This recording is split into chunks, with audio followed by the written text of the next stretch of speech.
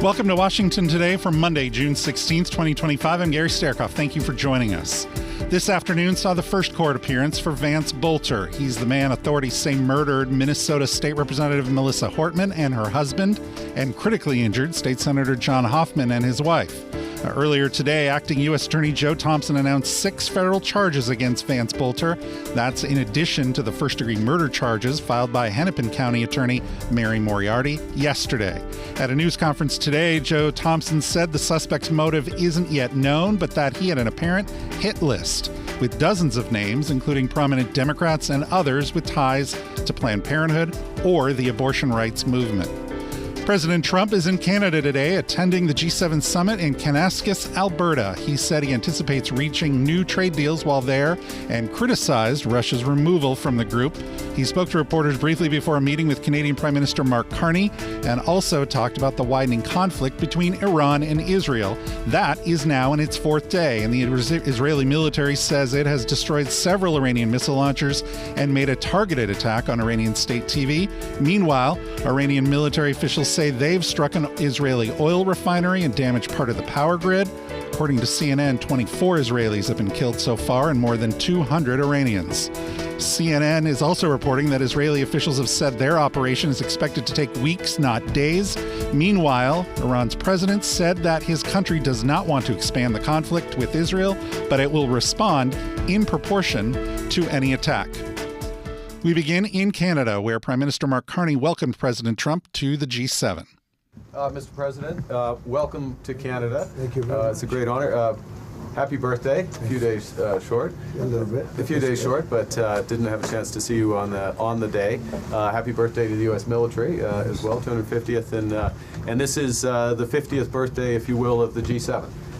This marks the 50th birthday of the G7, and the G7 is nothing without U.S. leadership, and your personal leadership of the United States, many issues, geopolitics, economic, technology, and working hand in hand with the United States, Canada and the United States, and the other G7 partners with your leadership. Very much looking forward to the meeting and grateful to have you. Thank you very much, Mark. I appreciate it, and we've developed a very good relationship, and we're going to be talking about trade and many other things. And we have a whole group of people, some traders and some other people. I see my top economy people. But we have a very talented group of people, and you do too, and I know they've worked together very well. I look forward to that. The G7 used to be the G8. Barack Obama and a person named Trudeau didn't want to have Russia in, and I would say that was a mistake, because I think you wouldn't have a war right now if you had Russia in, and you wouldn't have a war right now if Trump were president 4 years ago, but it didn't work out that way. But it used to be the G8. And now it's, I guess, what's that, 8 years ago, it switched over. They threw Russia out, which I claimed was a very big mistake. Even though I wasn't in politics then, I was very loud about it. It was a mistake in that you spend so much time talking about Russia, and he's no longer at the table. So it makes life more complicated. But you wouldn't have had the war.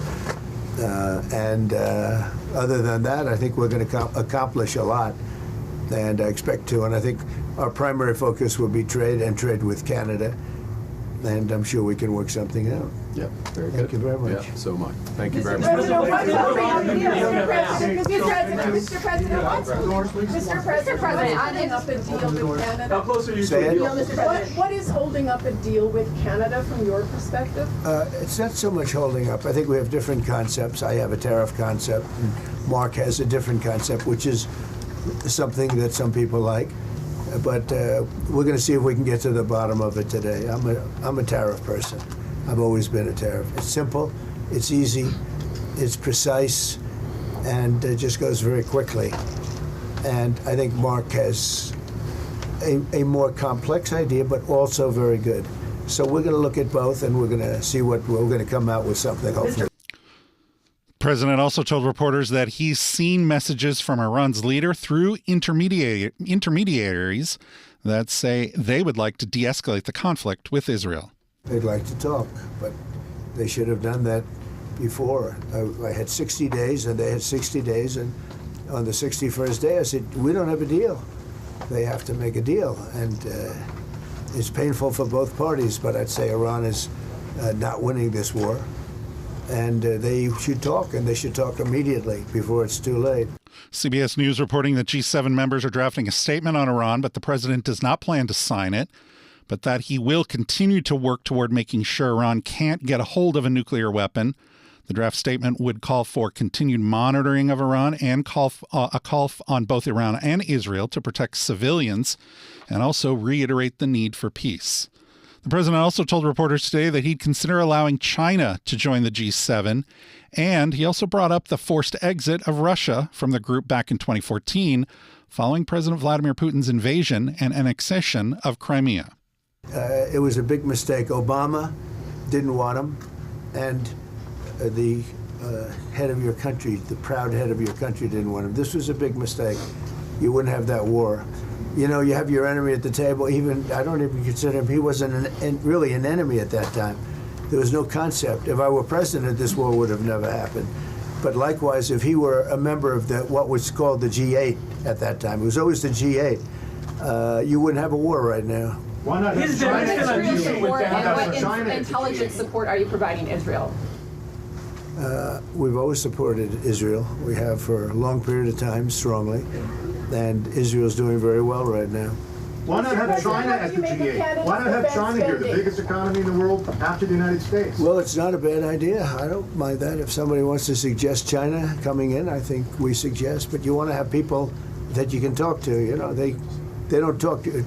Putin speaks to me. He doesn't speak to anybody else. He doesn't want to talk because he was very insulted when he got thrown out of the G8. As I would be, as you would be, as anybody would be. He was very insulted. And, I mean, he was thrown out by Trudeau, who convinced one or two people, along with Obama. He was thrown out, and he's not a happy person about it, I can tell you that. He basically doesn't even speak to the people that threw him out, and I agree with him.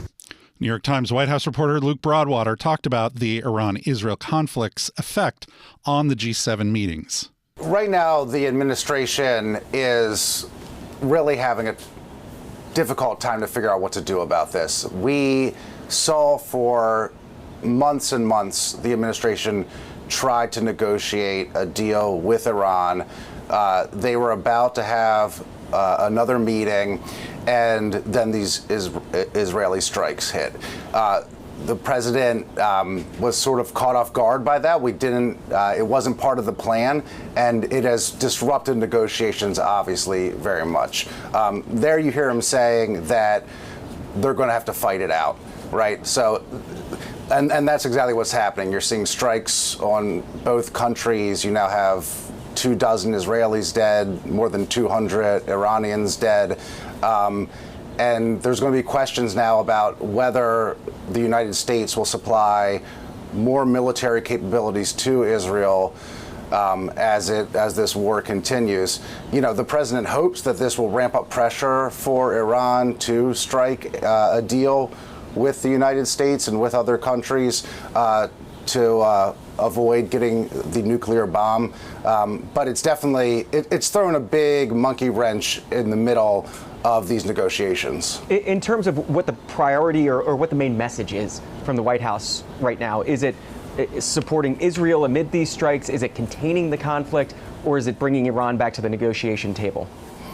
Yeah, I mean, the president is getting pulled in both directions from different sides of the Republican Party. There's a lot of Republicans who really want him to stand strongly on the side of Israel, and there's a lot who want to stand on the side of peace, right, and not get involved. And it's a very tough situation. I would say that so far he has been in lockstep with Israel, but there's a lot of pressure to avoid the United States getting further involved in this conflict. New York Times White House reporter Luke Broadwater on this morning's Washington Journal. And according to the Times, today's G7 schedule includes a focus on the global economy, the wildfires currently raging in the Canadian Rockies, and drug and migrant smuggling. On Tuesday, Ukrainian President Volodymyr Zelensky and NATO Secretary General Mark Rutte will address the group. You can find coverage of the G7 this week across the C-SPAN networks. Now to the Middle East, and this from Iran's Mehr news agency. Iran's military has launched a new wave of attacks against Israel, this according to multiple media outlets. The attacks include drones and missiles, which are headed toward the Israeli cities of Haifa and Tel Aviv. And this from the Times of Israel. The Israeli military operation could take 2 to 3 weeks, but the time frame depends on decisions made by the political echelon on the scope of the campaign. The Times quoting an Israeli official saying, quote, "There is a bank of military targets that we can complete pretty quickly. If they decide to expand it to more like government symbols, economical targets, all that, then it will take longer." In an interview with ABC News' Jonathan Karl, Israeli Prime Minister Benjamin Netanyahu was asked about reports that President Trump rejected an Israeli plan to assassinate Iran's supreme leader. U.S. officials tell us that the president flatly rejected a plan, an opportunity that the Israelis had to take out the supreme leader. Do you understand his concern? My understanding is his concern is that this would escalate the conflict beyond where it is already. It's not going to escalate the conflict. It's going to end the conflict. We've had half a century of conflict spread by this regime that terrorizes everyone in the Middle East, has bombed the Aramco oil fields in Saudi Arabia, is spreading terrorism and subversion and sabotage everywhere. That's the forever war is what Iran wants. And they're bringing us to the brink of nuclear war. In fact, what Israel is doing is preventing this, bringing an end to this aggression. And we can only do so by standing up to the forces of evil. Look, democracies have had to learn this lesson. You know, they faced a tyrannical regime, a radical, fanatic regime.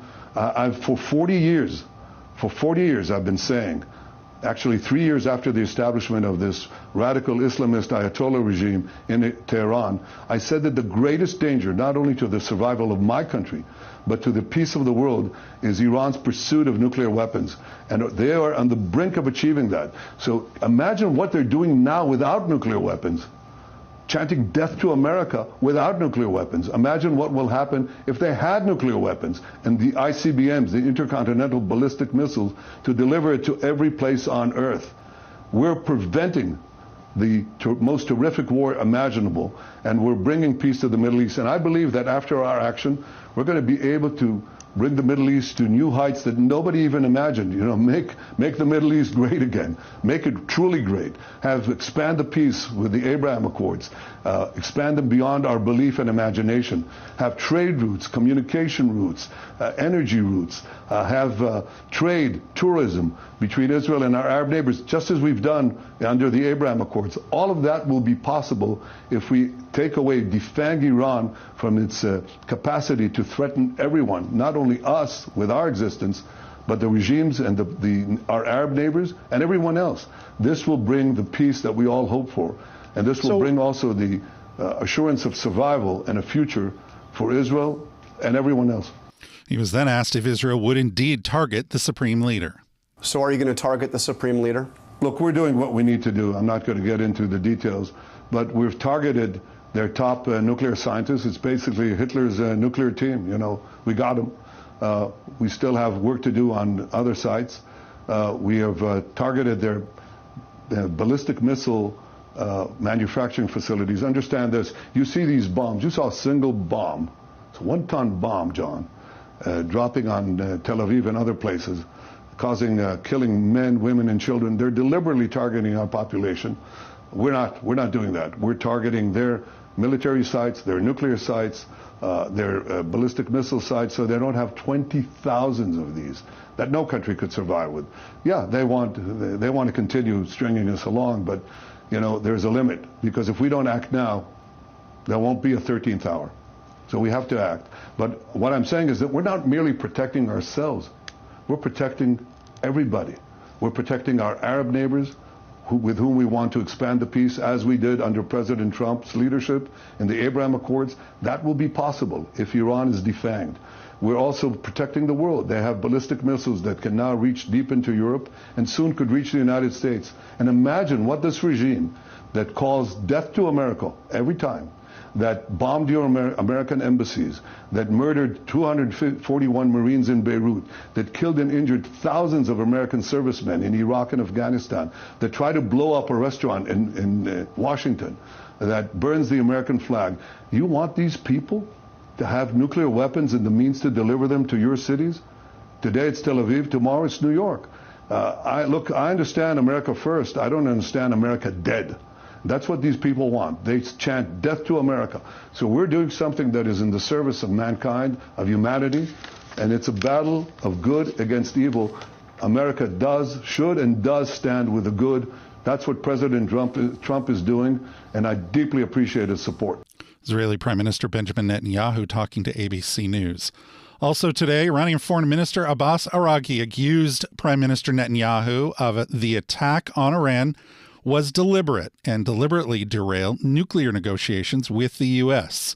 He posted on social media, quote, "The purpose of Netanyahu's criminal attack on Iran, killing hundreds of innocent civilians, including women and children, is to scuttle a deal between Iran and the U.S., which we were on the right path to achieve." He added that if President Trump, quote, "is genuine about diplomacy and interested in stopping this war, next steps are consequential." He went on to say, quote, "It takes one phone call from Washington to muzzle someone like Netanyahu. That may pave the way for a return to diplomacy." That on social media from Iran's foreign minister.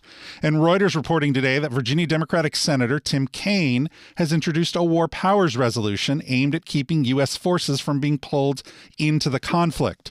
The resolution is considered privileged, which means Senator Kaine can bypass Senate leadership and force a floor vote on it.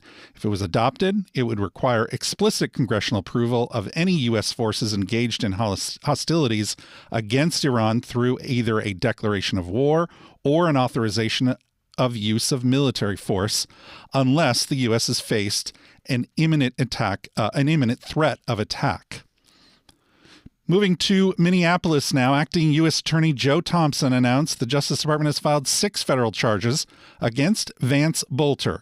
He's the man accused of killing a Minnesota state representative, Melissa Hortman, and her husband, along with critically wounding State Senator John Hoffman and his wife over the weekend. Those are in addition to the first-degree murder charges filed against him by Hennepin County Attorney Mary Moriarty. And as we said, Vance Boelter is making his first court appearance this afternoon. Here in Washington, Senate Democratic leader Chuck Schumer has ordered extra Capitol Police protection for Minnesota's 2 senators, Amy Klobuchar and Tina Smith. Yesterday on CNN's State of the Union, Senator Klobuchar was asked about her message to the people of Minnesota and the country. People like Melissa or Senator Hoffman, who's struggling and holding in there with his life along with his wife, Yvette, that these are real people. And before you start ascribing motives or going after them online, maybe you should think about Melissa Hortman's life, right? A group just put out, a local group put out a picture of her, and I didn't even know this about her, that she trained dogs for veterans in her spare time. This is a person that did everything for the right reasons, and regardless of political parties, just look at her face and think about that before you send out your next post or before you say something that isn't just about your views. People can have different views on things, but remember that our democracy is something to cherish, and public service is a worthy thing to do. And as we said, investigators found a hit list that Vance Boelter kept that included prominent Democrats and others with ties to Planned Parenthood or the abortion rights movement. Politico reporting today that among the names on that list, Wisconsin Senator Tammy Baldwin. The Hill reporting that Ohio Democratic Representative Greg Landsman was on the list. And from the Detroit News, Michigan Representatives Debbie Dingell, Rashida Tlaib, and Hillary Scholten were also on the list. And as a result of that, Representative Scholten said she is canceling a planned town hall meeting tonight. And from Politico, top House Democrats have asked Speaker Mike Johnson to increase the amount of funding available for lawmakers' security. House Democratic leader Hakeem Jeffries and Joe Morelli of New York wrote in a letter, quote, "We strongly urge you to immediately direct the Sergeant at Arms to take all necessary steps to protect House members throughout the country. At the same time, it is imperative that we substantially increase the member representational allowance to support additional safety and security measures in every single office." Now, that allowance is the funding each lawmaker receives to pay for staff salaries, security expenses, and other operational costs, and boosting that fund could allow members to invest more in security without cutting into payroll. Over on the Senate floor this afternoon, Democratic Whip Dick Durbin talked about the attack. Mr. President, over the weekend, while most of the country slept, a gunman targeted 2 Minnesota state legislators in their homes. He pretended to be a police officer, and he gunned down Democratic state legislator John Hoffman and his wife. Fortunately, they survived and are recovering from surgery and reportedly in stable condition. We pray for State Senator Hoffman and his wife's full recovery. Then the gunman attacked another Democratic state legislator with over 20 years of service, Minnesota Speaker Emerita Melissa Hortman and her husband Mark. She and her husband leave behind 2 children. These killings are not only horrifying for Minnesota, but a tragedy for America. This heinous act of political violence defies American values and democracy. Unfortunately, we've seen a disturbing increase in political violence in recent years, seemingly as part of a misguided and sickening attempt to strike fear and intimidation in the hearts of the American people and those who are engaged in public service. Violence and hate have no place in America. Leaders on both sides of the aisle must speak out and condemn these violent acts. I've said this repeatedly, it bears repeating. Political violence from the right or the left is never, never acceptable and is never the answer. We must condemn these violent acts when they happen, but we also must speak out against the radical language we see online and even language coming from our colleagues. One member of this body tweeted a picture of the Minnesota shooter and wrote, "This is what happens when Marxists don't get their way," end of quote.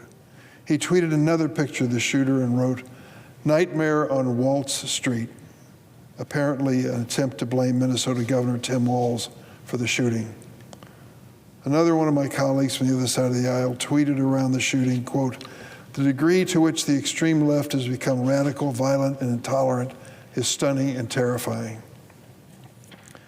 To attempt to politicize this tragedy is absolutely unacceptable. This rhetoric from elected officials is beyond dangerous and incites even more violence. It is reprehensible and it must be called out on both sides of the aisle,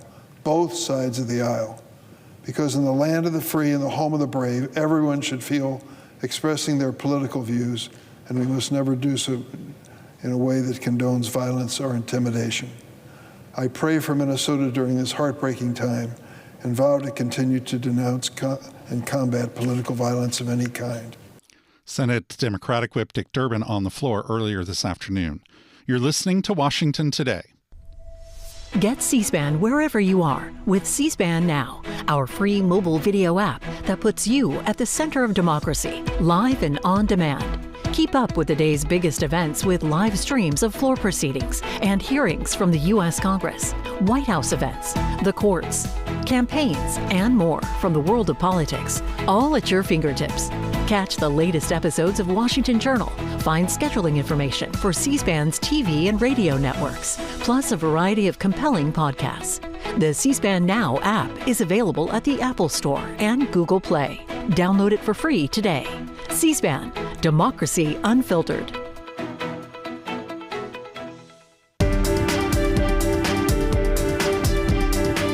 Welcome back to Washington Today. The House is in recess this week for the Juneteenth holiday. Members will return for votes on Monday, June 23rd. The Senate gavelled in at 4 p.m. today, and the Senate Finance Committee is slated to release its portion of the Republican tax and spending reconciliation bill today. From the Hill, that bill will include more changes to the House-passed version to reduce Medicaid spending. The Hill reporting that GOP aides say it will go further to tighten Medicaid eligibility requirements and to restrict states from using healthcare provider taxes to draw down more federal Medicaid funding. At least 4 Republican senators have publicly raised concern that Medicaid spending cuts passed by the House could hurt their constituents. Senators Susan Collins of Maine, Josh Hawley of Missouri, Jerry Moran of Kansas, and Lisa Murkowski of Alaska. That from the Hill.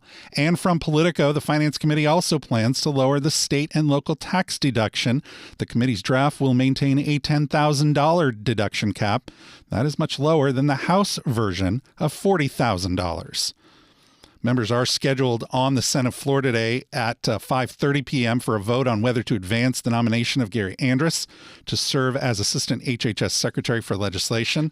On the Senate agenda tomorrow, final passage of a bill aimed at creating a federal regulatory framework for payment stablecoins in the crypto market. Also, the nomination of Olivia Trusty to sit on the Federal Communications Commission. If she's confirmed, Republicans would have a majority on the FCC for the first time during President Trump's second term. You can see the Senate live on C-SPAN 2, the House always live on C-SPAN, and all of our congressional coverage on C-SPAN Now, our free mobile video app, and online at cspan.org. The newly created White House Religious Liberty Commission held its first meeting on Monday here in Washington. According to a release, the meeting discussed, quote, how religious liberty and the faith of the American people has been paramount to America's success since our nation's founding. One of the speakers at today's meeting, Attorney General Pam Bondi. President Trump has charged this commission with helping all Americans become, and I quote, reacquainted with our nation's superb experiment in religious freedom in order to preserve it from emerging threats. Sadly, over the last 4 years, that promise came under assault. The federal government became complicit in sheltering these threats, becoming the greatest threat itself. Pro-life Christians were arrested for peacefully praying near abortion clinics. Violent radicals blocked access to synagogues, and religious services were shut down under the guise of safety. The FBI surveilled Catholics in their places of worship. Permits to build mosques were slow-walked or disallowed without cause. And this past year, President Biden marked Easter Sunday, the holiest day in the Christian calendar, as Transgender Day of Visibility. No longer. Since January 20th, this is what President Trump's Department of Justice has done. We've dropped FACE Act cases involving pro-life advocates.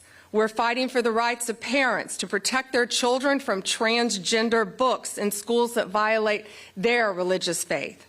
We're rooting out anti-Semitism in universities and other American institutions, and much more. Let this commission serve as a reminder. Elections have consequences, and this president and this administration are fully committed to restoring and defending religious liberty for all Americans. The Religious Liberty Commission will be the tip of the spear. Together, we will return America to the vision of our founders, a nation where faith merely isn't tolerated, but it's embraced and celebrated. Attorney General Pam Bondi. Today's meeting featured comments from Texas Lieutenant Governor Dan Patrick. He chairs the commission. Former HUD Secretary Ben Carson, Cardinal Timothy Dolan of the Archdiocese of New York, and Rabbi Meir Slovacek from Congregation Shehereth Israel in New York. President Trump created the commission with an executive order back in May. You can see all of today's event at cspan.org and the free C-SPAN Now mobile app. From The Independent, a loss of engine power is increasingly being seen as the most probable cause of the Air India crash that killed more than 270 people last week. And from the Times of London, video footage and preliminary findings suggest that the aircraft failed to gain altitude, climbing only about 450 feet before crashing, possibly due to reduced thrust from both General Electric engines. Today in London, members of the British House of Commons heard more about the government's response to last week's Air India crash. Here's British Foreign Secretary Hamish Falconer. This is the single largest loss of British life in an aviation accident since 9/11, and I think one of the single largest losses of British national life overseas in one incident for a long time. 10 years ago, practically this month, I was, as part of the diplomatic service, on the ground in Sousse after a terrible tragedy then. I know well the agony for families seeking to pick up the pieces after an incident like this. She asks the important question about the mortuary process, particularly traumatic in somebody else's country, and I can confirm that any British national who wishes the consular assistance to go through that process will have it from my officials. She raises rightly the questions that have been raised by some of the families about the location of our reception centre and the presence at the hospital. Since becoming aware of those reports, I've sent officials to the hospital. We're not aware at the moment of British nationals congregating there. I've asked officials to review the signage and general arrangements to ensure that people know where our reception centre is. The hotel, the Ahmed Hotel, where our reception centre is close to the airport because we thought that would be the best place to receive British nationals rather than the hospital where tragically there are no living British nationals. But we keep these questions under review. As I know from my own experience, in tragedies like this, it is difficult to get the assistance that British nationals need right first time, and we will learn lessons as each step goes through. And I've spoken to some of the families who made some of these points this afternoon. British Foreign Secretary Hamish Falconer speaking to members of Parliament in London. You can see the whole session, which included ministerial statements on the Israel-Iran conflict, at cspan.org and on the free C-SPAN Now mobile app. That's also where you can find this program as a podcast. You can also find it on YouTube. Just search Washington Today. And for more on the stories that are shaping Washington every day, get our daily email word for word. Just go to cspan.org/connect to subscribe. I'm Gary Sterkoff. Thanks a lot for listening today to Washington Today.